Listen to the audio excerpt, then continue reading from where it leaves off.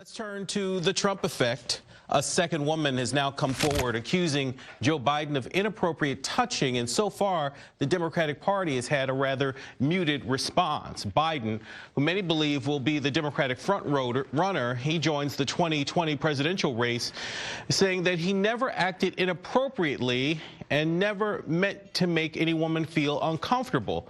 He hasn't yet declared he'll run, but many Democratic lawmakers say they believe Lucy Flores, the first woman to come forward with allegations. But so far, no one has told Biden not to run. I'm not sure that one incident alone disqualifies anybody, but her point is absolutely right. This is an issue not just the Democrats or Republicans. The entire country has got to take seriously. It is not acceptable that when a woman goes to work or is in any kind of environment that she feels anything less than comfortable and safe. So should the Democratic Party be taking a stronger stance on these allegations against Joe Biden? Let's talk about it with Jason Meister, member of the 2020 Trump Advisory Board, and Spencer Critchley, Democratic strategist and communications advisor for Barack Obama's 2008 campaign. Gentlemen, thanks for being here. Thanks for having us. Well, Spencer, I'll start with you, and I'll raise the question that's on the mind of many people. Is Biden just too affectionate, or is he borderline a Me Too offender? I think I can offer a personal perspective here. I've worked with Vice President Biden, so I have some personal experience of this. I want to emphasize that, like many other Democrats have been saying, we must take women seriously when they speak out like this. But I think it's also good to hear from the other party, of course. And Joe Biden is a beloved figure for good reason. He is a very emotional, very connecting kind of person, and you can find no end of photos and videos of him shaking hands, putting an arm around the shoulder, hugging people. And I can tell you, all the time I spent around him where that was happening, there was never a hint of that being inappropriate. He's hugged my wife, which was a wonderful experience for her. Sure. She asked for it in that case. So I just want to say we need to put this in perspective of a widely loved person. Everybody who's ever worked with Joe Biden loves him. And I think we need to make sure that it's clear that's who we're talking about here.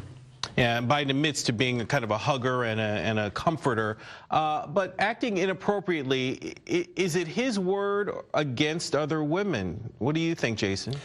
I think Spencer brought up a point. He said his wife consensually wanted a hug. I think that when I see some of the videos that are out there on the internet, and there's a lot of them, it's really the non-consensual thing that's happening, and it's pretty creepy to watch some of the footage.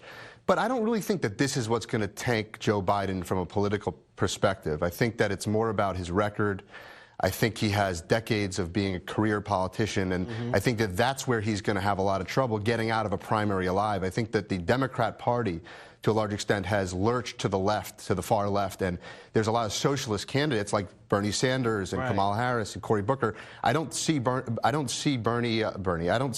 Biden making it out of a primary alive in this political environment. But you know, a lot of the polls are showing he's a front runner even before he declares. I mean, could this hurt that, or do you think he'll? I think it. Look, I think that the creepiness hurts. It can't help, especially in this Me Too era. But and I think we have to take it very seriously. But I don't think that will tank Joe Biden. Well, Biden, of course, denies, being creepy or having anything sexual involving these contacts. But there are two women who've come forward. Spencer, for his part, though, the women who've worked closely with Biden over the course of his career in politics are standing up for him.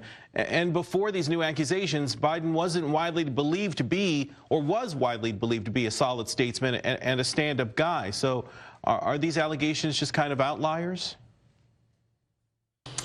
I think so far, yes. And of course, I want to emphasize again, we should not dismiss any woman who comes forward like this. Sure. I also want to make a correction. Cory Booker and Kamala Harris are not socialists. Also, I don't think it's a problem to have a record as a successful elected official. I know that it's become popular to be skeptical of anybody who has actual experience in the job. But Joe Biden has a long and really distinguished record of service, including spearheading the Violence Against Women Act. Of course, in any politician's record, especially when that's a long record, you're going to find votes and actions that somebody's going to disagree with, sometimes strongly. But I think that's something else that's gone wrong with our political culture. We don't need to subject anybody, whatever party they're in, whoever they are, to these purity tests and punish them because they voted some way 15 or 20 years ago and we now disagree with it. So, Spencer, what does Biden need to do here, or is the damage done? I don't think the damage is done. You know, I think we also have to be careful about these hair-trigger, emotion-driven reactions. It's a great thing that for the first time really in history, women are being listened to when they raise these complaints. And I think that's going to involve men being made uncomfortable, while in some cases they learn that even though maybe their intentions were good, women were feeling uncomfortable and in the past didn't feel ready to speak up for it. But I think as part of that also, we're going to have to recognize the intentions of the men involved. And I think it's way too early to assign any kind of bad intention on the part of Joe Biden. I think actually his response to this has been excellent, which is to say he takes very seriously what Ms. Flores, for example, has said. He's sure that he never had any untoward intention in these cases, but that does not mean that he dismisses what she's saying. Sure. And he listens respectfully to how she feels about it.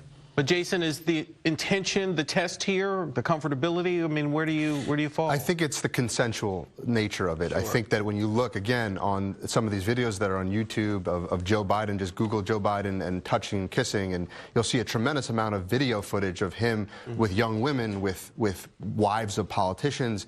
It's very creepy. It's awkward. I think that it will have an impact. But again, I don't think that it's what tanks Joe Biden. Sure. I think that he will not make it out of a primary alive. All right. Jason Meister and Spencer Critchley. And a lot of these videos and photos have been altered and are being promoted, of course. We got to run, gentlemen, but thanks for the discussion. We'll see what happens when and if Biden declares.